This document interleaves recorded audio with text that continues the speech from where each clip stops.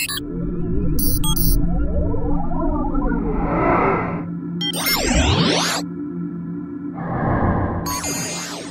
we are back again. Football season's almost over.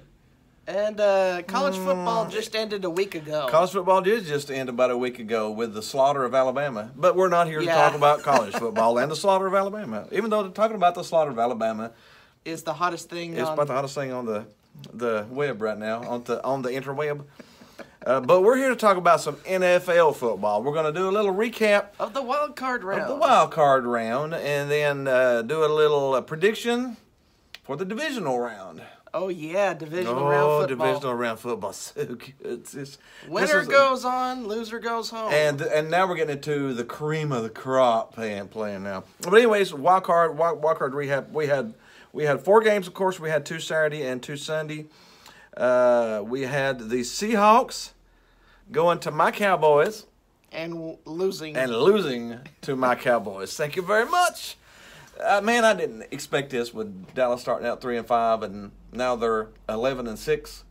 Well, 10-6 technically. I don't know if they count the playoff win on the record. They do count the playoff win on the record. Do they actually? Yeah. Wow. Yeah. Don't you remember when the Patriots went 18-1? Oh my goodness. It counts on your record.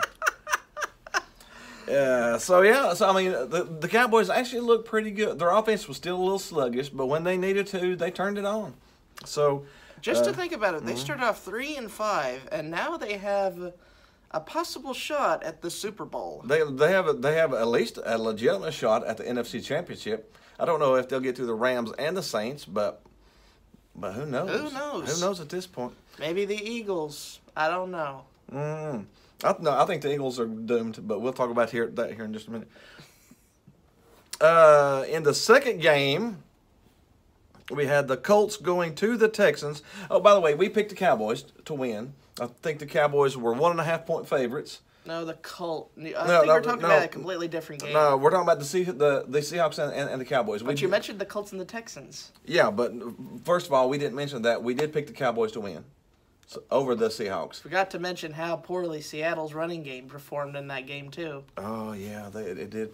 Dallas shut down their running game. I mean, less than 80 yards rushing the whole game. The number 1 rushing team in the league was?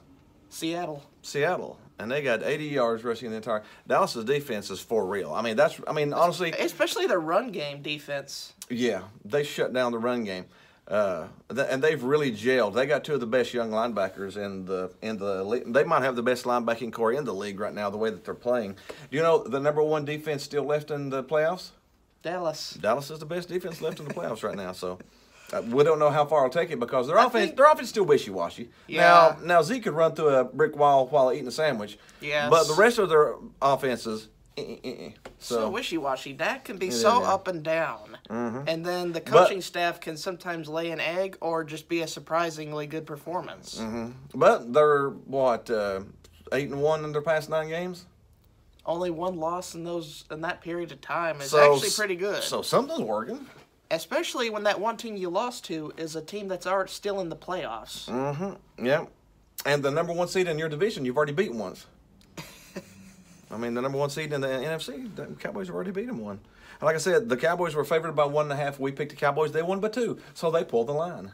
May all the haters burn the Cowboy jerseys they see on site. How about them Cowboys? That's fun. But now we can talk about the Colts and the Texans. Which we thought the Colts would win this game because of how lackluster the Houston Texans have been. The Texans were favored by 1.5, and we picked the Colts. We had that feeling that the Texans were 2-2 in their last 4 games. They had lost 2 and won 2, so they were injuries have started to hit them up. They lost Demarius Thomas after they brought him over. I believe he tore his Achilles or something like that, and he's gone. So. Yeah, they only had 1 wide receiver left. And that was maybe the best wide receiver in the game, DeAndre Hopkins. Mr. No Drops. Mr. 115 catches and 0 drops, which still just blows my mind that he's that good. But he's the only one they've got. And the Colts' offensive line is so monstrous. It's a stone wall. And Luck just stands back there and eats a sandwich and calls his friends, talks about what's coming on the next weekend. Sets up a barbecue, puts some potato chips on the table. And then passes the ball. Because the Colts offensive line is the best in the game. I don't think there's much of a doubt about that. It is the best offensive line in football. And that'll take them a long way. And Frank Reich has done a great job coaching this team. Again, the Colts offense isn't the best in the world, but their offensive line is. But they got T.Y. Hilton, which is again arguably a top 10 wide receiver, and they got Luck, which is arguably a top 10 quarterback. Their running game is not the best in the world, but they can pass like crazy. Especially their offensive line, since their offensive line is so good, that gives their running backs opportunities to run the football. How about the defense, though? Gave up 7 points to the Texans at home. I mean, that wasn't too bad either. Oh, yeah. Well, that was an impressive performance by the Colts. Let's just see if they can take it to the divisional round, though. Yes. We'll talk about the next 2 games, and then we'll talk about the divisional matchups. We had the Chargers at the Ravens. We actually thought the Ravens were going to pull that one out. That's the one of the 4 that we missed. We went 3-1. And let's discuss this game. Lamar Jackson was awful. Oh yeah, he fumbled 4 times and lost 2 of them, and threw a pick too, didn't he? Don't let that score fool you guys. That was a slaughter. They pulled out 14 useless points there at the because the Chargers led up at the end. It was really 23-3. Yeah.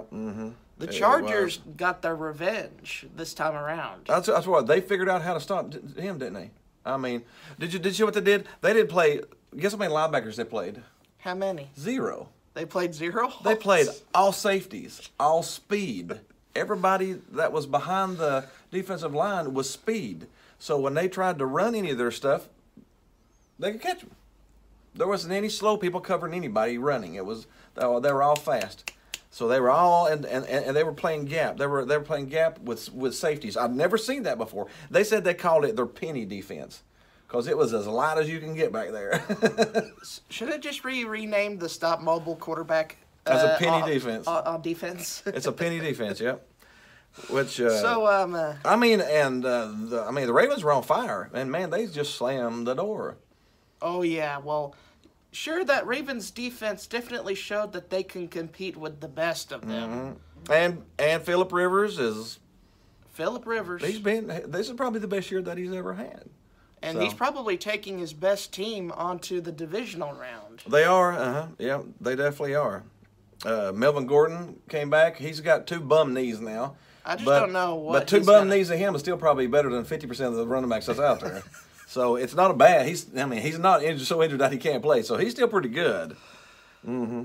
So Chargers proved that they were the better team. Lamar Jackson can't throw with a football. Oh, guess how many road games the Chargers have lost this year? How many? 0. They're road warriors, aren't they? They are road warriors. So the Chargers going on they were a wild card, so they're going to have to be on the road again next week. So that's just they don't care. They don't care. That's just another game for those Chargers. That's just another game for the Chargers. They have not lost. They had 4 losses this year, and all 4 were at home. 0 on the road. How do you play better on the road than you do at home? They were 4-4 at home and 8-0 on the road. No winning record at home? No. That doesn't make any sense for a playoff team. But they beat good teams on the road. It wasn't just nobodies. Yeah, they came back from 23-7. From down for 23-7 to beat Pittsburgh in Heinz Field. Yeah, and they beat Kansas City, which New England could in Kansas City. They beat Kansas City in Kansas City. So I mean, some of their road games are good, solid road wins. So them moving on next week, I don't think they're a bit afraid. They're probably more confident than on the road than they are at home. I mean, if you're 9-0 now on the road. That should be more than enough confidence right there. You would definitely think so. Going into the last game, we had the Eagles at the Bears. One of the most painful losses ever. One of the most painful losses I've seen in the playoffs in a long time. The Bears were favored by 6, if I remember right, and we picked the Eagles. We picked the Eagles because we thought that... We thought the Mo. There's some magic there. There's some magic in the Nick Foles recipe. Yeah, there is some magic in them. And honestly, I didn't know if the Eagles would win outright, but I knew it wasn't going to be 6 points. And they ended up winning outright on a tipped field goal that hit the crossbar and the upright. Ding, ding, ding. Ding, double doink. Doink, doink. That was painful. Oh, my goodness. And, it was the Eagles kicker that even caused the situation. There was, 50 seconds left in the game, and he short kicked it, and the guy ran it back to the 45-yard line. Yeah, it was the Eagles' fault that they even, it was the Eagles kicker's fault that even happened. So the Eagles kicker almost screwed, the kickoff guy almost screwed up, and then the Bears kicker did screw up. Both of them screwed up, but it ended up being the Bears one that cost them the game. Yeah, you really feel sorry for the guy because he hit the first one, and then they called a Doug Peterson used this. And the icing, and the odds are 50-50 on the icing, whether it works or not. But this time it did because the first one went through, and the second one went ding dong splat. That was pain. I feel sorry for him. That was painful, though. I really felt sorry for him. Imagine if you're an Eagle fan in a Chicago bar at that night. Mm-hmm. They would probably beat you up and throw you out. Because he hit field goals. He hit a couple field goals. Oh, yeah. He hit a couple. He scored more points than the Bears' offense did the whole game. And then got that one. Now, they did change it from a missed field goal to a block because number 90 on the Eagles got that hand on it and changed it just enough to make it go over and hit the upright. It probably would have went in. So it's not as much Parker's fault as the line didn't block good enough to something, Well, tough loss for Bears fans. Mm-hmm. Good luck next year. Mm-hmm. And so to the Eagles. On to the next round. On to the next round for the Philadelphia Eagles. And since we had those winners, we'll go ahead and jump into the divisional matchups. The Colts, being the 6th seed, had to go to the number 1 seed. They will be going to the Chiefs. The Chiefs. The first game of the weekend. That is going to be good. See, the Chiefs' defense, it's not horrible, but it ain't good either. It's sort of... Their corners are awful, though. They can't stop a pass. This may be the first of 50 wins, this one. And it may be the first of 60 win, this one. And I'm not exaggerating that much.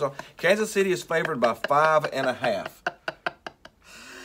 Well, of course, they're at Arrowhead. Mm-hmm. It's not like, wait a minute, they have had losses in the playoffs at home multiple times under Andy Reid. I don't think they've won in the playoffs. What are they like?